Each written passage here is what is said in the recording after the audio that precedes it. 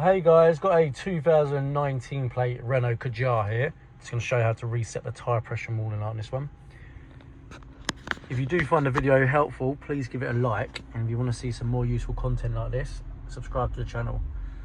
So on this one, I'm just going to use the screen on the centre of the dashboard, and from here we're going to press the home button.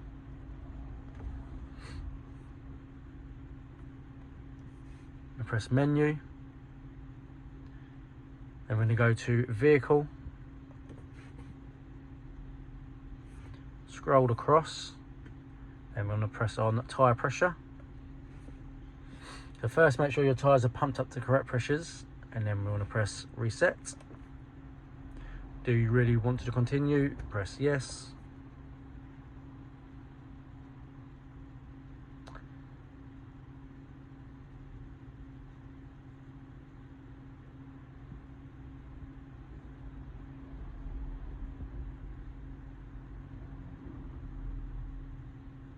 And then as you drive around for a couple of minutes, it'll detect the tyres and then it will reset. And that's it.